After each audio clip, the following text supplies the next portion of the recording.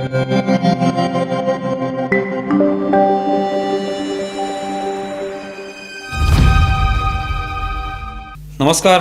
News डंकामध्ये मी महेश विचारे आपल्या सगळ्यांचं मनपूर्वक स्वागत करतो. मित्रांनो, राष्ट्रवादी काँग्रेसचे प्रमुख अजित पवार यांचं विमान अपघातात निधन झालं आणि महाराष्ट्र हळहळला. महाराष्ट्राचे उपमुख्यमंत्री असलेल्या अजित पवारांच्या अचानक जाण्याने एक मोठी पोकळी निर्माण झाली आहे, हे खरं आहे. केवळ पक्षातच नव्हे तर महाराष्ट्राच्या राजकारणात त्यांच्यासोबत काम करणाऱ्या विविध पक्षांना देखील त्यांची ही उणीव नक्कीच जाणवणार आहे. अजित पवारांच्या जाण्यामुळे पवार कुटुंबावर जो दुःखाचा डोंगर कोसळला आहे तो पाहता आता ते राजकारणाचा विचार लगेच करायला लागतील या शक्यता नाहीत. मात्र माध्यमांमध्ये कुणाला उपमुख्यमंत्री करायचं याची घाई लागलेली आहे. अजित पवारांच्या अशा अकाली निधनानंतर त्यांची पत्नी आणि खासदार सुनेत्रा पवार यांच्याकडे उपमुख्यमंत्रीपदाची जबाबदारी सोपवण्याचा निर्णय घेतला जाईल अशा बातम्या दाखवण्यास सुरुवात झाली. त्याशिवाय दोन्ही राष्ट्रवादी काँग्रेस एकत्र येतील, मग त्याचे राष्ट्रीय अध्यक्षपद कुणाकडे सोपवलं जाईल वगैरे चर्चांनाही ऊत आला. खरं तर अशा सगळ्या परिस्थितीत पवार कुटुंब उपमुख्यमंत्री कोण होणार याचा विचार तरी करत असेल का, हे लक्षात घ्यायला नको का? अजित पवारांच्या अकाली जाण्याने मोठी पोकळी निर्माण झाली आहे, हे खरं आहे, आणि ती भरून काढणं कठीण आहे, हेही खरं आहे. पुढे काय होईल याचा विचार सर्वसामान्य कार्यकर्तेही विषण्णपणे करत असणारच. पण लगेच नावं जाहीर करून सुनेत्रा पवार उपमुख्यमंत्री होणार, त्यांचा शपथविधी होणार, इथपर्यंत या चर्चांचा सूर कसा काय असू शकतो? सुनेत्रा पवारांवर कोणते संकट आले आहे याची जाणीवही ठेवायला नको का? अजित पवारांच्या ऐवजी विधिमंडळात गटनेता कोण, उपमुख्यमंत्री कोण, राष्ट्रीय अध्यक्ष कोण याची चर्चा कुणी सुनेत्रा पवार यांच्याशी करू देखील शकेल का? या परिस्थितीमध्ये अजित पवारांचे अंत्यविधी 29 जानेवारीला झाल्यानंतर लगेच त्यांच्या पत्नी सुनेत्रा पवार या शपथविधीसाठी तयार होतील असा विचार तरी कसा काय केला जाऊ शकतो? अजित पवारांच्या पार्थिवावरील अंत्यसंस्कारानंतर पुढील सगळे विधी सुरू आहेत. आणखी काही काळ हे विधी होणार आहेत. परिवार शोकमग्न आहे. हे दुःखच एवढं मोठं आहे की राजकारणावरील चर्चा कोण करणार आहे? तरी या चर्चा सुरू आहेत. दोन राष्ट्रवादी काँग्रेस आता एकत्र आल्याच पाहिजेत यासाठी मोर्चे बांधणी सुरू झाल्यासारखं वातावरण आहे. विविध नेत्यांना, आमदारांना या संदर्भात विचारलं जाते. ते देखील आपापली मतं व्यक्त करतायत. त्यातून मग ही चर्चा आणखी वेगळ्या स्तरावर जाते. 29 जानेवारीला अजित पवारांच्या पार्थिवावर अंत्यसंस्कार करण्यात आले, पण त्या दिवशीपासून उपमुख्यमंत्री पदाचं नाव जाहीर व्हायला सुरुवात झाली. हे करण्याची कोणती आवश्यकता नव्हती.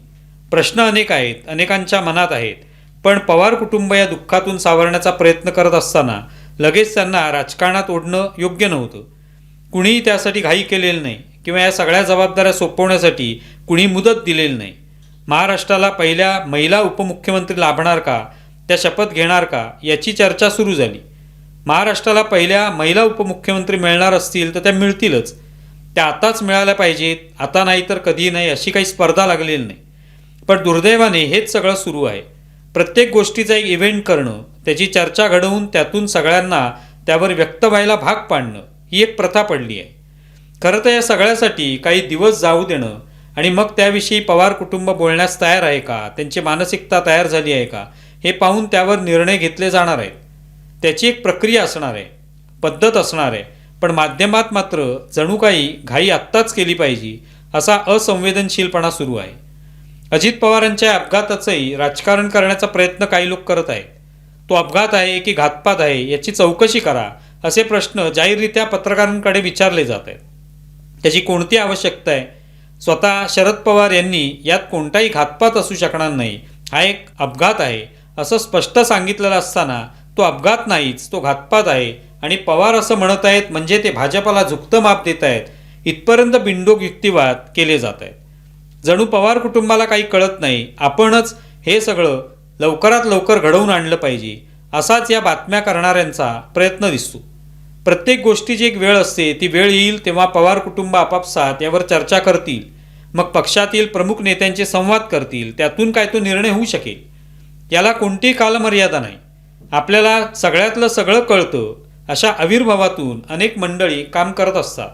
ममता बॅनर्जी ज्यांचा महाराष्ट्राशी संबंध नाही त्याही या सगळ्या घटनाक्रमाची चौकशी करा असं वक्तव्य करून त्यातून राजकीय पोळी भाजण्याचा प्रयत्न करतात.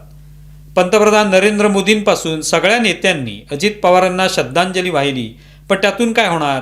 अपघाताची चौकशी केलीच पाहिजे, त्यातून येणारं तथ्य सत्य लोकांसमोर मांडलं पाहिजे, अशा मागण्या असंवेदनशीलपणे केल्या जात आहेत. आतापर्यंत अनेक अपघात झाले, त्यांच्या चौकशा झाल्या, पण कोणतंही वास्तव समोर आलं नाही. मग या घटनेची तरी चौकशी होईल का? सत्य समोर येईल का? असा सवालही काही नेते उपस्थित करतायत. या चौकशीची घाई कशाला आहे? त्यासाठी आवश्यक ती सगळी माहिती गोळा करण्याची प्रक्रिया सुरू आहे. ती झाली की त्याचा अहवाल तयार केला जाईल. प्रत्येक गोष्टीचं राजकारण करायचं, त्यातून आपला स्वार्थ साधायचा, असले प्रकार सुरू झाले आहेत. अजित पवारांकडे जी खाती होती ती खाती कुणाकडे सोपवायची याचा विचार नक्कीच होऊ शकतो. कारण शेवटी प्रशासनाचा कारभार चालताना त्या गोष्टी पाहाव्या लागतील. तो निर्णय मंत्रिमंडळात होईल सुद्धा. पण उपमुख्यमंत्र्याची ताबडतोब नियुक्ती करणं आणि तिथे सुनेत्रा पवार यांनाच लगेच नियुक्त करणं, राष्ट्रीय अध्यक्षपदी एखाद्याची नियुक्ती करणं, 2 पक्षांना एकत्र आणणं, हे काही घाईचे विषय नाही. याचा विचार मीडियाने, तथाकथित पत्रकार विचारवंत यांना का करता येत नाहीये? भारताचे माजी उपराष्ट्रपती हमीद अन्सारी हे वादग्रस्त विधानांसाठी ओळखले जातात. आता त्यांची एक मुलाखत प्रसिद्ध झाली आहे. त्यात त्यांनी असं विधान केलंय की गझनीचा मेहमूद, लोधी हे सगळे काही परकीय आक्रमक नव्हते, तर ते भारतीयच होते. राजकीय फायद्यासाठी त्यांनी हे तोडलं ते तोडलं अशी विधानं केली जातात, पण हे सगळे हिंदुस्थानी डाकूच होते, असं अन्सारी म्हणालेले आहेत.